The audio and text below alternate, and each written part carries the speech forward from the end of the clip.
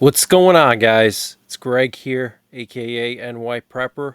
It is Friday, October 18th, 2024, and I have an emergency update to share with you guys.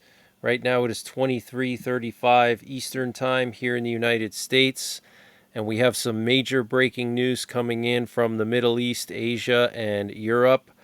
So Biden said today that he has knowledge of how and when Israel will respond to the Iranian missile attack, but declined to provide details.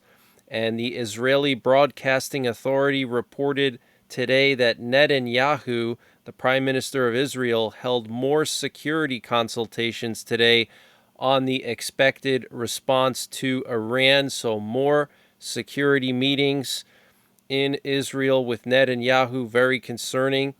And the Israeli Minister of Energy said today that all options regarding responding to Iran are still on the table, including striking nuclear facilities. Okay, so about a week ago, there was this report that apparently Netanyahu spoke to Biden on the phone a week and a half ago and told Biden that, yeah, we're not going to hit the nuclear sites, we're not going to hit the oil sites, but I don't believe that personally. And remember, just a few days ago, the U.S. sent a B-2 stealth bomber to hit several underground weapons storage sites in Yemen that are used by the Houthis, and they used some massive bombs to do that. And that was clearly a sign to Iran, clearly a warning to Iran, basically showing Iran that they have the capability to destroy bunkers anywhere at any time with the stealth bomber. What's interesting is a few years ago, the U.S. military started development on the massive ordnance penetrator, which is a 30,000-pound bomb that can penetrate as deep as 60 meters into hardened bunkers. Okay, 60 meters into solid rock and concrete. That is insane, with a 5,000-pound warhead. And this bomb is so massive that only the B-2 stealth bomber can deliver this massive bomb. Okay, so the U.S. clearly warning Iran by using these bunker busters in Yemen just a few days ago. That is absolutely huge, and a huge sign that the U.S. is going to be involved in this response more than likely, because Israel does not have the capabilities to take out the Iranian nuclear facilities. Now, earlier today, the former President Donald Trump said that Iran is very, very close to getting nuclear weapons, and he said that that's what we should be focusing on instead of global warming, and I totally agree with him. And the U.S. Defense Secretary Lloyd Austin said U.S. forces in the Middle East are now ready to support Israel, so everything is in position. Israel requested a second THAAD battery. That's the Terminal High Altitude Area Defense. This is a special air defense system that is used to shoot down medium to long-range ballistic missiles. It's currently deployed in South Korea to protect Guam, South Korea, Japan, and the Philippines and Taiwan from any kind of missile attacks from North Korea and China. It's one of our best air defense systems, and again, it's specifically designed to shoot down long to medium range ballistic missiles, versus the Patriot missile system is used to shoot down short range missiles and cruise missiles. Okay, so this is a longer range system, which is exactly what would be needed if Iran decides to strike back at Israel after Israel launches their strike on Iran. Okay, which I do believe the U.S. is going to be involved in with those stealth bombers. And this update was sponsored by My Patriot Supply. Guys, My Patriot Supply has brought back their 25% discount on their 3-month emergency food supply. And to get the discount, you have to use the link preparewithnyprepper.com. And the link is in the description below this video. And this 3-month emergency food supply has a 25-year shelf life with over 2,000 calories per day, all packed inside of 6 rugged water-resistant buckets. Free shipping is included. The normal price is $800. If you use the link, you'll only pay $600 for 3 months of food with free shipping. So use the link preparewithNYPrepper.com to get 25% off of the My Patriot Supply 3-month emergency food supply, and the link is in the description below this video. So Israel is requesting a second THAAD battery. That is huge news, guys. And Russia is reporting that there's going to be a strategic partnership agreement between them and Iran, and it's going to be signed during a visit by the president of Iran soon to Moscow, Pezeshkian. Okay, so Iran and Russia are going to quickly sign this comprehensive partnership agreement before Israel strikes. Okay, and just 2 days ago, the Deputy Foreign Minister of Russia, Sergei Rybakov, threatened Israel and warned Israel not to strike the nuclear sites. And the Houthis said that they're going to continue what they call a naval blockade on Israel, and they're going to continue targeting all ships connected to, heading to, or dealing with Israel. So the attacks in the Red Sea will continue. And apparently Israel intends to attack Iran's IRGC, the Islamic Revolutionary Guard Corps, to weaken the Iranian regime. This was reported by the Times of the UK. And the Israeli action is expected to be significant. And the Israeli army said that they intercepted some kind of aerial target approaching from Syria earlier today. So maybe Syria launching some drones or something towards Israel. That's pretty unusual. I want to update you guys on the situation in Korea. So what you're looking at here is a picture of some North Korean coastal artillery that is now on high alert. North Korea has placed their long-range artillery along the border of South Korea on high alert, including on this island here. You can see these doors that are now open, and with these doors open, North Korea can fire their artillery towards South Korea, towards some of the islands in South Korea. So this is extremely concerning, guys. Okay, we have all of these war fronts that are about to kick off, okay? So apparently the number of personnel identified in some artillery positions has increased along with high-ranking military officials, according to South Korean intelligence. North Korea claimed Saturday it discovered remnants of at least one drone sent from South Korea, describing it as the same type that was displayed in South Korea's Armed Forces Day in Seoul earlier this month. So North Korea accusing South Korea of sending drones into North Korea. And South Korea raised its alert level on the Yeonpyeong Island to the maximum after detecting unusual movements from North Korea's coastal units. And that's what we're looking at right here. South Korean intelligence also reports that China has suddenly withdrawn all fishing boats from the area. Very interesting.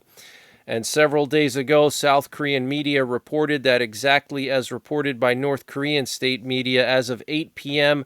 on the 13th of October, North Korea switched 8 artillery brigades in forward areas to a fire standby posture.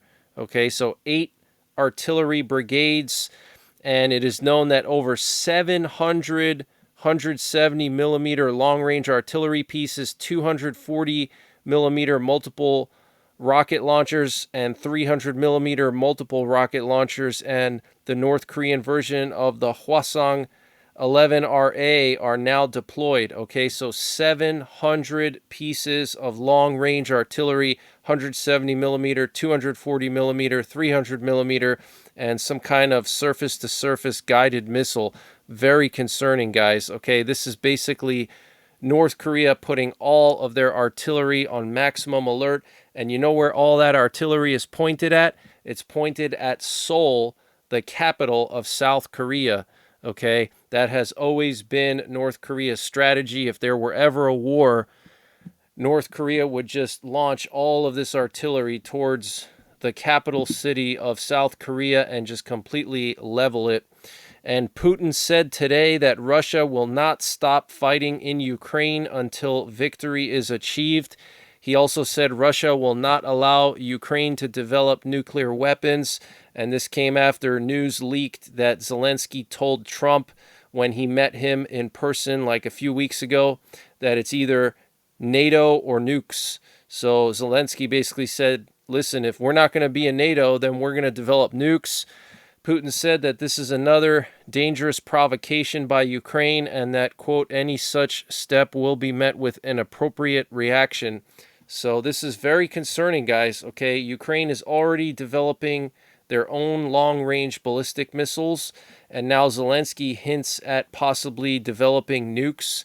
That's crazy, guys, and I do think that Ukraine could do that, okay, because they have nuclear energy, they have several nuclear power plants, they have a lot of leftover infrastructure from the Soviet Union, they have the know-how, so they would just have to dedicate some time and effort and resources to making it happen. And the new Secretary General of NATO said that NATO will continue to strengthen its presence on the eastern flank near the borders with Russia. We will increase the number of air defense systems, artillery, and fifth-generation fighters, which are F-35s. Okay, so NATO continuing to build up their forces along the border with Russia. Russia already put their tactical nukes on high alert a few months ago. Okay, they've been recently testing their long-range cruise missiles, and they also dispersed some of their road mobile ICBMs, okay, the RS-24 YARS.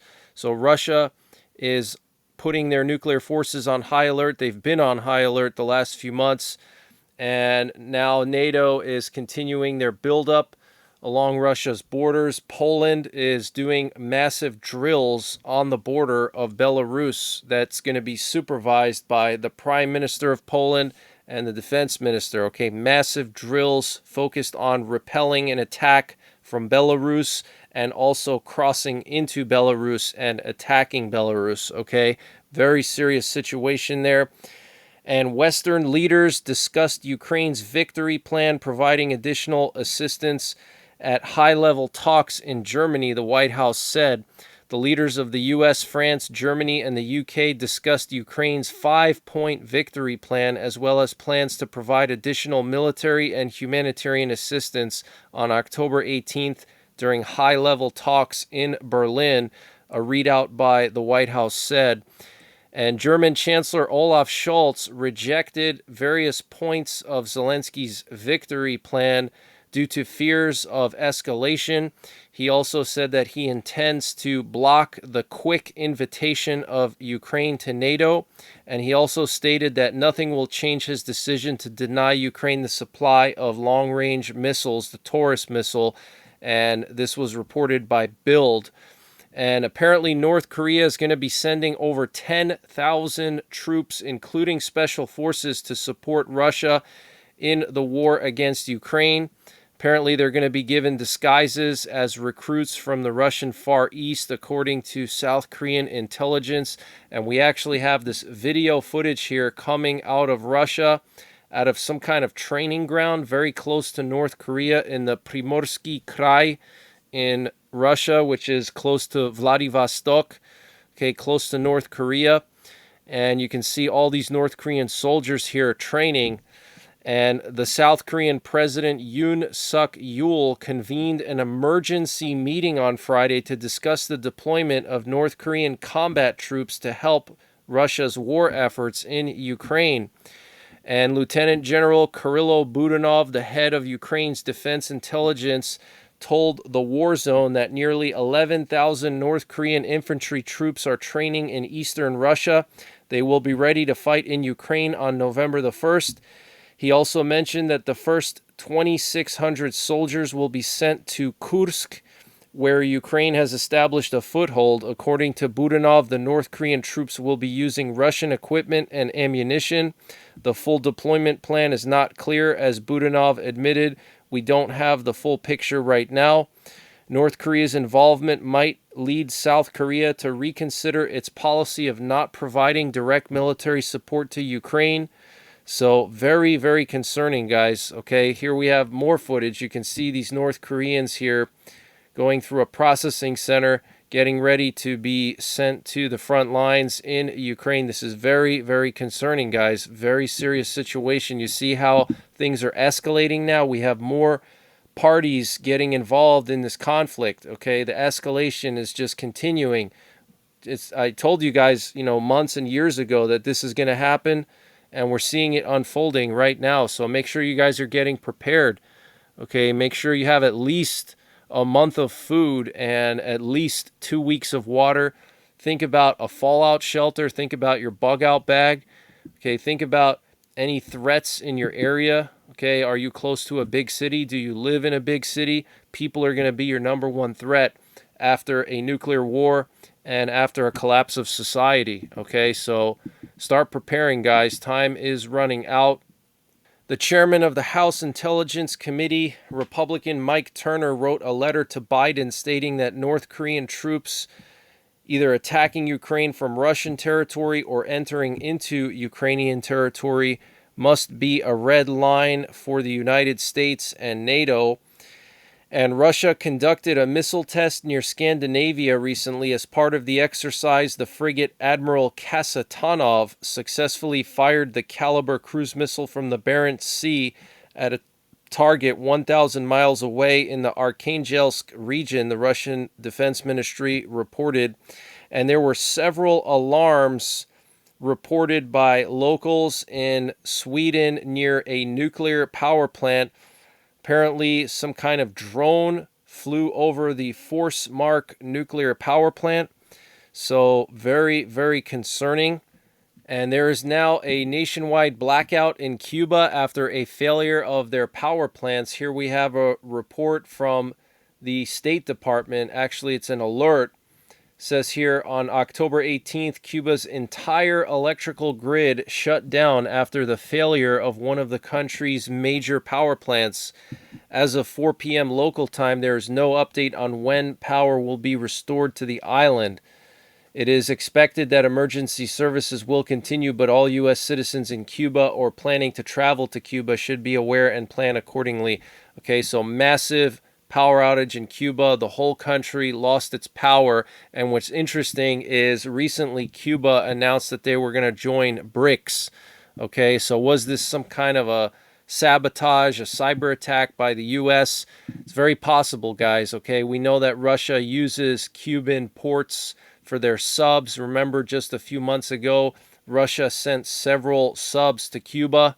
Okay, so this is very, very serious now. Okay, and we had a presidential doomsday plane land at the headquarters of Strategic Command in Nebraska at Offutt Air Base today. This was probably Lloyd Austin's plane. Lloyd Austin went to Germany for the NATO defense ministers meeting, and it looks like he might have just flown back to the U.S. and he arrived at Stratcom. It's interesting that he went straight to Stratcom from Europe, which means that the situation is very serious and they wanted him to go directly to Offutt.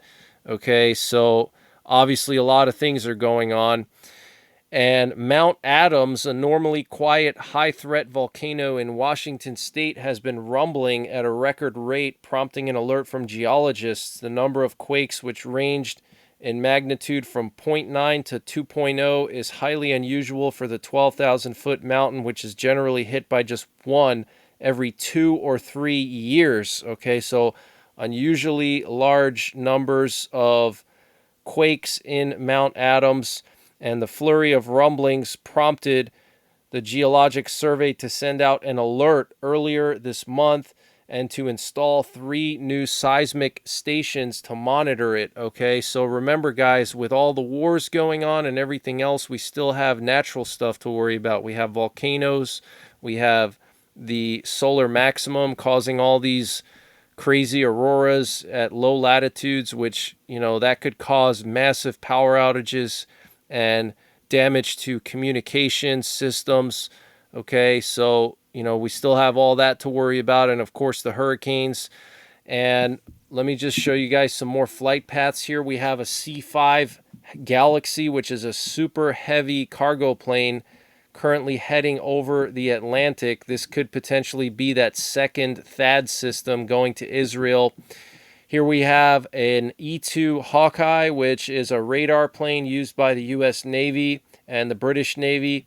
Typically, it's used to support naval warships and aircraft carriers, and it was looping in the center of the North Sea, which is very interesting. And we had more high priority reconnaissance in northern Poland around Kaliningrad. Here you can see this RC-135 from the UK did this big loop around Kaliningrad. They've been flying here every single night for the last 2 months, okay? We have a lot of activity on the Korean Peninsula tonight. Here we have some kind of unknown plane flying along the border with North Korea and South Korea on the South Korean side. We also have a U.S. Marine Corps VIP plane that just flew to South Korea from Japan. And then here we have a sub-hunter that was active earlier today off the coast of Israel and Cyprus. So very interesting. And I want to update you guys on something different. We have the X-37B. This is that weird space plane that basically goes out on missions for up to 2 to 3 years at a time, and it circles the Earth. Okay, it orbits the Earth for 1 to 3 years at a time. Nobody knows what this thing does. Many people believe it's some kind of a space bomber. Other people believe it's something else, but apparently the X-37B is going to be executing a series of novel maneuvers called aerobraking to change its orbit around Earth and safely dispose of its service module components in accordance with recognized standards for space debris mitigation. Since December 28, 2023, the U.S. Space Force, supported by the Air Force Rapid Capabilities Office, has conducted radiation effect experiments and has been testing space domain awareness technologies in a highly elliptical orbit. The use of the aerobraking maneuver, a series of passes using the drag of Earth's atmosphere, enables the spacecraft to change orbits while expending minimal fuel.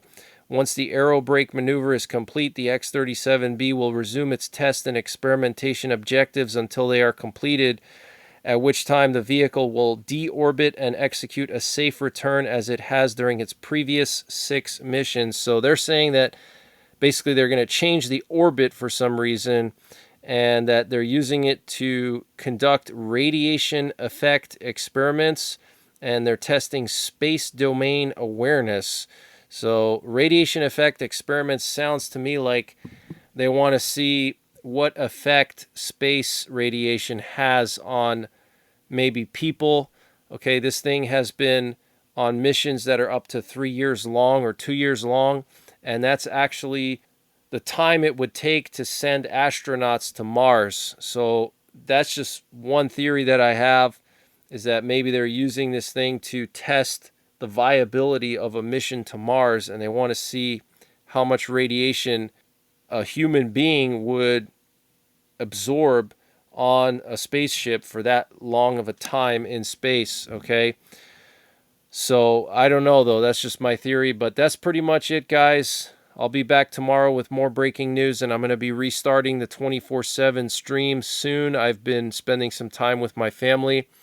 Check out my Telegram and Twitter. The links are in the description below this video. I post all my updates to Telegram and Twitter. So if you follow me there, you're never going to miss an update. But just get prepared, guys. We have Korea. We have Iran and Israel. We have Ukraine and Russia. Things are escalating. And then, of course, we have the election in 3 weeks. I'm going to be providing election coverage on Election Day. So tune into the NYPrepper YouTube channel for all-day live coverage of the election. So until the next time, I'll catch you on the flip side. Take care, God bless, and don't forget the 3 P's: prepare, practice, and persevere.